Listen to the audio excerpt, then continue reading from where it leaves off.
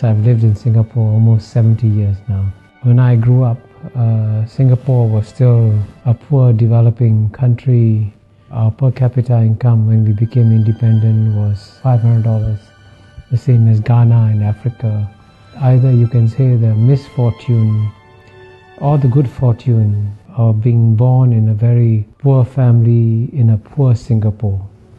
So when I was 6 years old, when I went to school for the first day, we were weighed at school. They wanted to see how heavy we were. And I was declared undernourished. So I was put in a special feeding program when I went to school, and the principal had a big pail of milk, and all the children who were underweight were asked to take one scoop of milk from the pail of milk. And our house in Singapore had no flush toilet. There was crime and riots, gangster fights in my neighborhood. So in a sense, I grew up in what you call a typical third world environment. And it's quite remarkable that in my lifetime, Singapore has gone from being a third world country to a first world country. And I have lived through this remarkable transformation. I was Dean of the Lee Kuan Yew School of Public Policy for 13 years, from 2004 to 2017. And I would give every student who came to the Lee Kuan Yew School the same lecture. I said, I'm going to share with you the secret of Singapore's success free of charge. And I to tell the students that if you implement this secret formula, your country will succeed. And I capture the secret formula with the acronym in English, MPH. The M stands for meritocracy. Meritocracy means that you select the best people to run the country. And what brings many countries down, especially in the third world, is that when it comes to selecting the finance minister or the economics minister, they will give their jobs to their brothers, their cousins, their uncles, their relatives, and not to the best people. And Singapore did the exact opposite. In Singapore, the jobs were given to the best people. And in the case of the Prime Minister, Mr. Lee Kuan Yew, Mr. Lee Hsien Loong, when he went to study in Cambridge University, he was the top student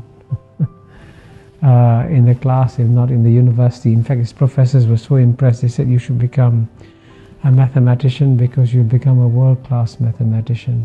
Then he went to study in another great university, the Harvard Kennedy School.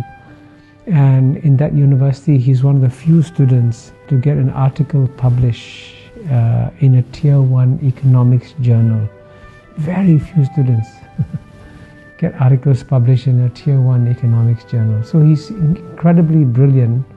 And so if the best man of the job is Mr. Lee Kuan Yew's son, then he should be selected. Not on the basis of the fact that he's a relative, but on the basis that he's the best person for the job. So meritocracy is the first pillar of Singapore's secret formula. The second pillar is P, and P stands for pragmatism. Pragmatism is an English word, and it's an English concept. But the best definition of pragmatism was given by China's leader, Mr. Deng Xiaoping, when he said it doesn't matter whether a cat is black or a cat is white. If the cat catches mice, it is a good cat. So in the same way, it doesn't matter what your ideology is. If it works, you use it. So Singapore was very pragmatic. So it would take some policies that are capitalist and some policies that are socialist, and it would mix them up. And that's what pragmatism is about.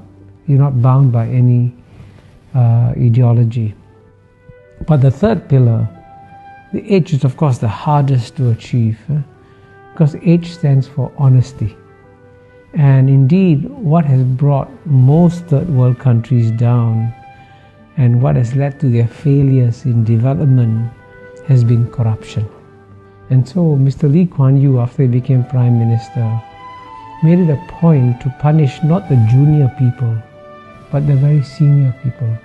So when a deputy minister went on holiday with his friend, a businessman, when he came back, he was arrested.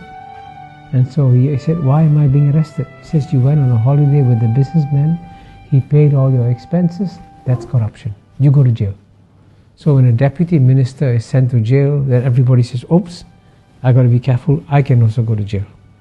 So that honesty factor is one critical reason why Singapore has been exceptionally successful.